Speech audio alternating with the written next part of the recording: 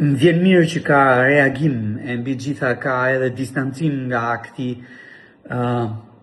afërmend që i papërgjegjshëm dje i tentimit të bllokimit të aeroportit të Rinasit, aeroportit ndërkombëtar të Rinasit. Aeroporti i Rinasit është një infrastrukturë kritike, rruga që e lidh me pjesën tjetër të Tiranës apo edhe të Shqipërisë, natyrisht që është gjithashtu një infrastrukturë kritike. E lidhur ngushtë me sigurinë kombëtare të këtij vendi, po e lidhur ngushtë edhe me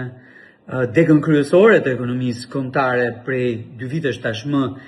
me turizmin. Shikoni, turizmi nganjëherë duket si një gjë e paprekshme, e paarritshme nga shumica dërmuese e shqiptarëve, por përsëris është dega kryesore e ekonomisë kombëtare me gati 6 miliard euro të ardhura për vitin që shkoi, sipas raportimit Bankës Qendrore të Shqipërisë në Komisionin e Ekonomisë. Natyrisht, nuk janë të ardhura që i shkojnë 2-3 individëve, po i shkojnë një ekonomi e shkallë ku përfshihen shumicë dërmuese shqiptarësh. Kështu që më vjen mirë që ka një tërheqje dorë nga betejë me aeroportin e Rinasit, një ide e garhershme e një njeriu që nuk ka dashur kurrë ta shikojë mirë këtë vend, nuk ka dashur kurrë ta shikojë mirë ekonominë e këtij vendi, e brenda saj të ardhurat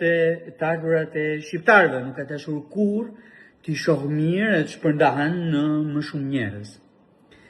Ajo që dua të them ka të bëjë me një element tjetër që është po kaq i rëndësishëm, e që duhet pasojë pikërisht këtë tërheqje apo këtë largim nga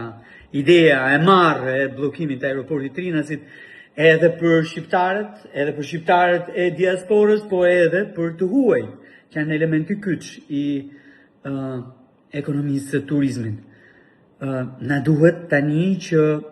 e para të demokratizojmë vendimarrjen, është momenti kyç për ta bërë këtë, e të demokratizojmë ekonominë kombëtare, për të përfshirë njerëz, madje për të përfshirë në vendimarrje ata që e kanë ndjerë veten të mënjanuar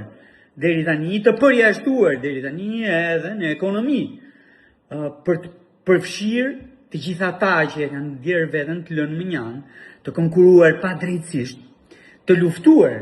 përmes mungesës konkurrencës, mungesës garës, apo të luftuar përmes